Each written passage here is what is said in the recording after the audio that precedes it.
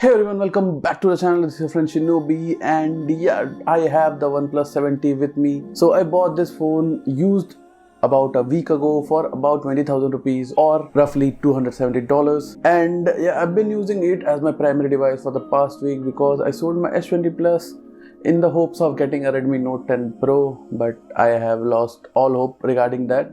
So yeah, I'm gonna be using this phone as my primary device for the next few months until I get a proper upgrade. So with that said, let's check out all the things about this particular device and if you should get this particular phone, that is the OnePlus 7T, in 2021 or not. So without any further ado, hit that like button, definitely subscribe, and let's hit that intro.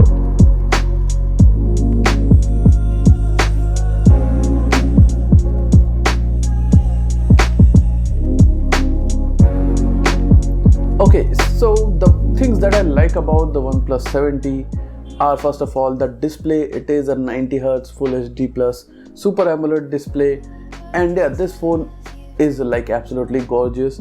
It does have a notch in the front which houses the front camera, okay, but this screen is very good. It's very bright, it is very vibrant, and yeah, it is fast with that 90Hz refresh rate. Although I can notice the difference between 90Hz and 120Hz because previously on my S20 Plus I had 120Hz display, and I can surely make out the difference. The thing which I don't like about this display is the auto brightness calibration. It has not been done very well, so it generally goes down very low when I don't need it to, and sometimes it goes like very up towards the highest brightness when I don't need it to.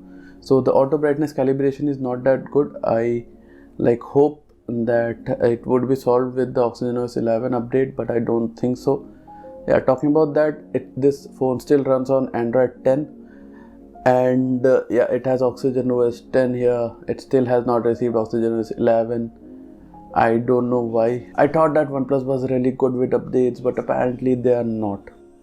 Now, OxygenOS is a great UI for Android. It has a ton of features which are really useful, and yeah, there are no features which are intrusive of your daily usage and they interfere with your daily usage like some other UIs do. But all the features that OnePlus has packed into this particular UI while keeping the UI very minimal and near to stock Android, this is a really great skin for Android, and I really like it.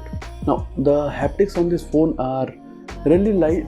Okay, they are really light, but they are really good, so it gives you haptic feedback on all the places that you need it, so that is very nice, but it is not that strong. The performance on the OnePlus 7T has been great up until now. It runs very smooth. It has the Snapdragon 855 Plus chipset, which holds up really well up until now.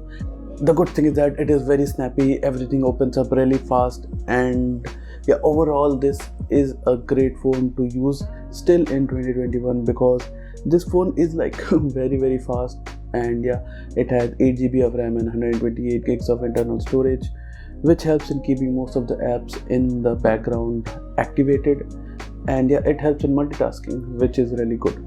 Now, gaming is also a very good experience because of that particular chipset and the Adreno GPU, and you don't feel any hiccups in any kind of games that you play, and that is an awesome thing.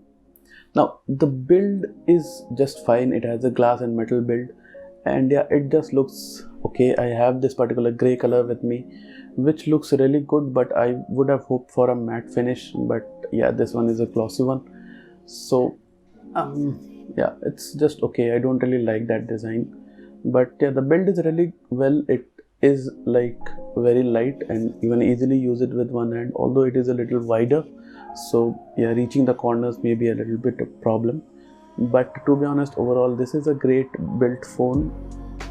And yeah, you do have stereo speakers in here, but the speakers are kind of tiny at the highest volumes. They don't sound really well, and they lack the punch that higher end smartphone speakers like the iPhone and my S20 Plus had really good speakers, but this does have stereo speakers, but it is loud but not that clear. The thing which I like about the build is that the buttons are really clicky. They are very tactile and they feel really good to click, to be honest, and you do have that alert slider on the right hand side which really helps in toggling between different silent, vibrate and ring modes. which is really nice and handy, and every manufacturer should implement this kind of like button into their hardware. Now, one thing which really surprised me was the battery life, because the phone that I have bought is about 11 months old. Until now it gives amazing battery life, considering this phone only has a 3800 mAh battery and the screen is always running at 90 Hz, which is a very surprising thing, because I'm getting about 7 hours to like 8 hours of screen on time almost every day.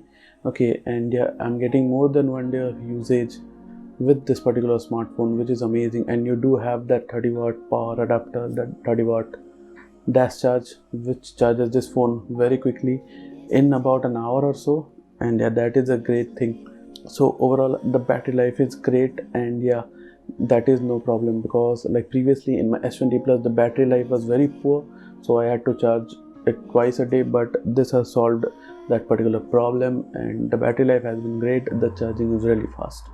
Now the last thing that I want to talk about are these particular cameras. As you can see, this has a Moto kind of design camera, and you have 3 cameras in there.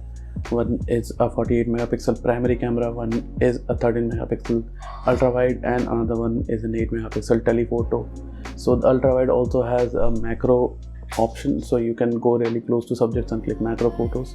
But overall the camera is not that great, to be honest. It generally crashes the shadows and makes sometimes the photos are overexposed. The dynamic range is just fine, and I don't really like the color science that OnePlus is using here. But you do have the option to install Gcam and get overall great pictures. But yeah, the pictures from the main camera are not that great, but you do have the option to shoot in RAW and later edit them, so that is a good thing. And the camera UI is like very minimal and easy to understand.